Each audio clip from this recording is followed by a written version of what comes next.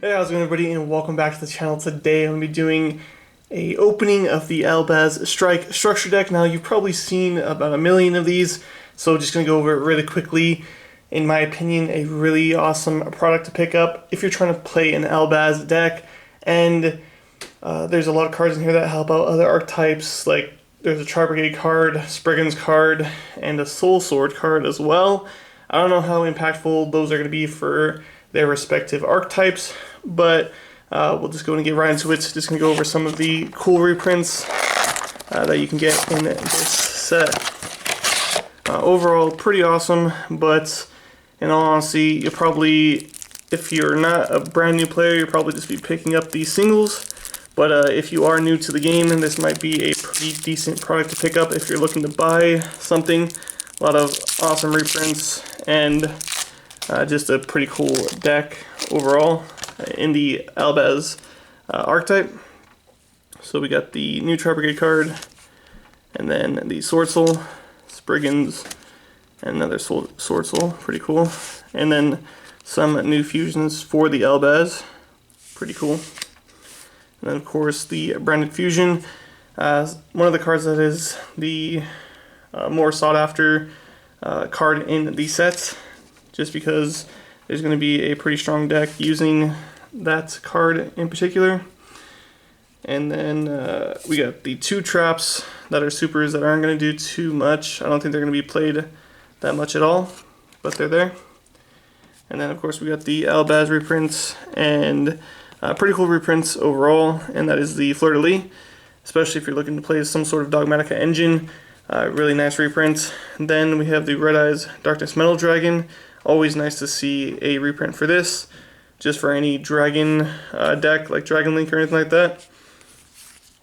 And then some pretty cool cards here. We got two kaijus, not the best kaijus, and not ones you see too often, but being able to tribute your opponent's monster is really, really nice, especially if they have a really big monster that's problematic for you. Just being able to tribute it is really strong. And then one of the better reprints in my opinion, the Chaos Dragon Legionnaire. Really nice for Thunder Dragons and Dragon Link, of course, and any Chaos deck can benefit from it nicely. Then one card that has been seeing a lot of play recently, and that is Artifact Scythe. Now this is a really nice reprint, easy to access, especially if you're trying to run it. It can just lock down your opponent very nicely, and overall just a great card. And then two cards that have been reprinted a lot, but the Black and White Dragon, very nice for any deck that can utilize them, such as Dragon Link. I'm sure there's others as well. And then one that is a very awesome reprint.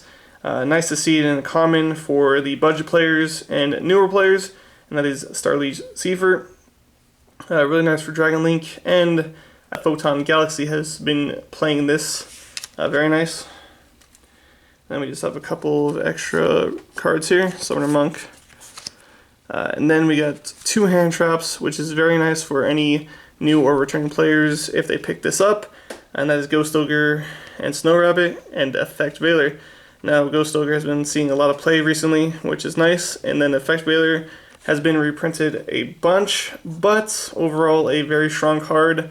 It has its spot in almost every meta, so really nice to be able to pick up a playset. Then we have a Brotar, and then some of the branded spells, which is pretty cool. Fusion Gate, which is nice.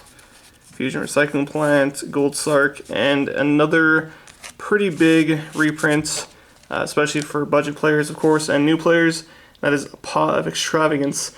If you're running a deck like Counter Fairy, I run it in that, or Grand Maju, and even Guru Control, it helps out a lot. Any deck that doesn't utilize the extra deck as much, Pot of Extravagance is just a very powerful draw card, so very nice to have easy access for budget players and new players. Another strong card, and that is Called by the Grave. Very nice to see a reprint and easy to access. And then Dark Ruler No More. Now it did already have a common reprint in the Spirit Charmer structure deck, but very nice to see it again.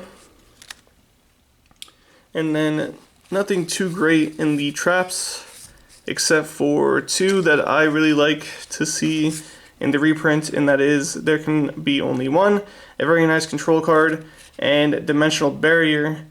Very nice, I think a card that's going to see a lot more play. I can just stop fusion decks, Xyz, and synchro decks. Very nice and very strong. Really awesome to see that as a reprint as well. And then to round it off, we got the Waking the Dragon, which is pretty cool. Then Timeclad for the fusions, a very nice one. And then we got the rest of the albaz fusions. This one's pretty cool as well. And then just some token cards. The game has a lot of cards that spawn tokens, such as the Adventure Brave archetype. And of course, if you're running Nibiru, having a token to put on the field instead of borrowing a token or using dice is always nice. And yeah, there's just some really cool artwork for these tokens, and really nice to see them. But yeah, overall, pretty solid product. You might benefit more from buying the singles, especially if you just want specific cards out of the set. But if you're a newer player and you're just starting out wanting to pick up a deck, I think overall this is a pretty awesome product to actually pick up. Not only can you build a deck around the albaz strategy, but you could pick up a lot of nice reprints, such as Pot of Extravagance, Call by the Grave, Ghost Ogre and Snow Rabbit, and so on and so forth. But yeah, until next time, I'll see you guys later. When he does that, that means he opened God. He did that to me. You're like, shh. I'm like, oh, wait, bitch. I see how it is. What's that about?